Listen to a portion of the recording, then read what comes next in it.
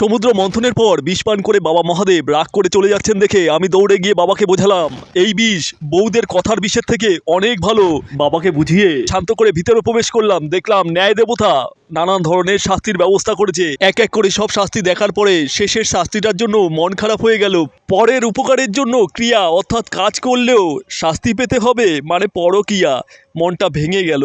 এরপর অসাধারণ মাতৃ প্রতিমা দর্শন করতে লাগলাম। অপূর্ব অপূর্ব অপূর্ব। তার পাশের মন্দিরে রাখা ছিল আরেক মাতৃ প্রতিমা, সেটাও খুবই সুন্দর। চারপাশটা ঘুরে এরপর বাইরে বেরিয়ে দেখি যখন তখন বৃষ্টি নামতে পারে দেখে অসংখ্য ছাতা সুন্দরভাবে সাজিয়ে রাখা আছে। আমিও একটি ছাতা চাইতে সামনে গেলাম। লোকটি আমাকে বলল, ছাতা তোমার পিছনে এইভাবে দেব। ভয় পেয়ে ভিতরে প্রবেশ করতে গিয়ে দেখি রাজমিস্ত্রির কুর্নিগুলো ড্যাব ড্যাব করে আমার দিকে তাকিয়ে আছে। ওরা বলতে চাইছে, আমরা সব দেখে চুপচাপ থাকি, কথা না বাড়িয়ে ভিতরে ঢুকে যাও। ভিতরে ঢুকেই অপূর্ব শিল্পকর্ম দেখে মন ভরে গেল। নিপুণ দক্ষতায় প্রতিটি জায়গায় নিদর্শন ছড়িয়ে আছে। ছোট বড় সব ধরনের ছাতা, তার সাথে ছোট ছোট হাতে তৈরি করা ছাতার অপূর্ব নিদর্শন দেখে মনটা ভরে গেল। সেগুলোকে সরিয়ে রেখে মায়ের অপরূপ রূপ দর্শন করতে লাগলাম। দেখলাম অস্ত্রশস্ত্র বৃষ্টিতে ভিজে যাবে বলে মা সাথে আনেননি, তাই বাবা গণেশ মহিষাসুরকে বধ করবার জন্য ছাতা উপহার দিচ্ছেন। যাই হোক, ক্যামেরা ঘোরাতেই দেখি দুই ভক্ত আমার সাথে ঠাকুর দেখতে এসেছেন।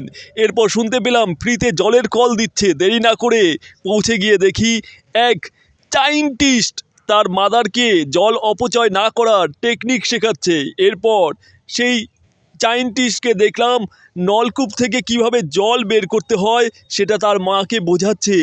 জল বের হবে না জেনেও ন্যাকামি করাটা এখনকার দিনের ফ্যাশন হয়ে দাঁড়িয়েছে। ক্যামেরা দেখতেই সরে গেলেন। পাশে একটি কুয়ো দেখে দৌড়ে যায় কি আছে ভিতরে দেখার জন্য। দেখলাম দুটো লাইট নিচে জ্বলে রয়েছে, তার পাশেই রয়েছে নরকে যাওয়ার সিঁড়ি এবং লেখা আছে প্রবেশ। ভিতরে ঢুকতেই দুটো পাখিকে দেখিয়ে আমাকে জিজ্ঞেস করা হচ্ছে কোনটি ছেলে কোনটি মেয়ে। আমি সাথে সাথে পুরস্কার জিতে নিলাম। উত্তর হিসেবে বলেছিলাম, যার মুখ দেখতে পাচ্ছেন সে স্ত্রী, আর যার মুখ দেখতে পাচ্ছেন না সে পুরুষ। যাই হোক, আমার উত্তরে অনেক কর্মকর্তার চোখে জল চলে এসেছিল। সান্ত্বনা দিয়ে আমি অপরূপ মাতৃ প্রতিমা দর্শন করতে লাগলাম। সেখান থেকে বেরিয়ে দেখলাম এক পণ্ডিত ব্যক্তি কিছু পড়াশোনার চেষ্টা করছেন। অতঃপর তার মাদারকে দেখলাম ছেলে কি পড়ছে কান পেতে শোনার চেষ্টা করছে, যেমনটা সব মায়েরাই করে। যাই হোক, চারপাশের দেওয়ালে যে সমস্ত ছবিগুলো ছিল সেগুলো দেখে ছোটবেলার স্মৃতি একটু একটু করে মনে পড়ছিল। সেই সময়কার এক একজন কবির এক একটি গল্প কবিতা যেন জ্যান্ত হয়ে উঠত। বিশেষ করে রবীন্দ্রনাথ ঠাকুর এই নস্টালজিক উপস্থাপনায় সত্যি মন ভরে গেল। সেখানকার শিল্পকর্ম দেখতে দেখতে মায়ের কাছে পৌঁছে গেলাম। মাতৃ প্রতিমার চেনা রূপ দেখে মুগ্ধ হয়ে গেলাম।